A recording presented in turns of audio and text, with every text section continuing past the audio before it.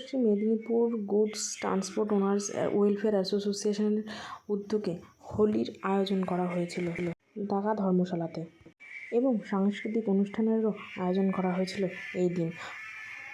এই বসন্তের উৎসবে আবির দিয়ে নয়, তারা ফুল দিয়ে দোল উৎসব পালন করে।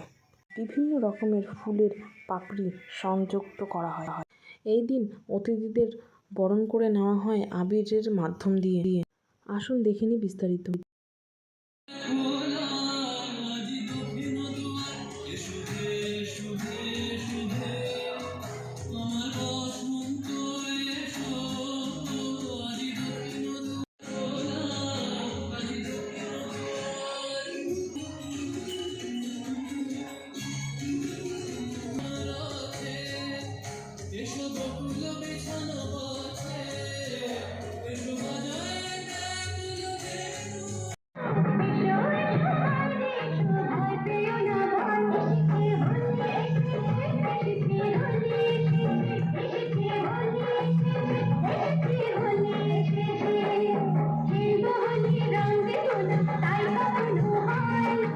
আমরা এখানে হোলি উৎসব করি।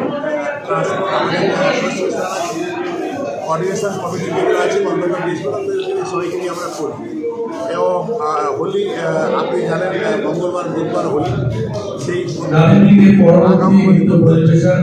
কিন্তু এই নির্বাচনের প্রাককালে এই প্রোগ্রামটা হচ্ছে, আমরা এই আশা নিয়ে আজকে এখানে আবির খেলবো কি আগামী নির্বাচনের পর চতুর্থবারে যখন আমার সরকার তৈরি হবে, আমরা আবার এটিকে বড় করে আবির উৎসব করব।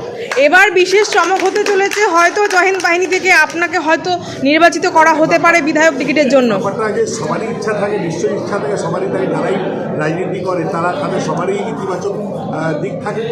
দল যদি মনে করে আমি তার যোগ্য আছি, দল আমাকে দেবে, যে দায়িত্ব দল আমাকে দেবে সেই আমি তাকে স্বীকার করবো এবং দলকে আরও সংগঠিত করে এগিয়ে যাবো।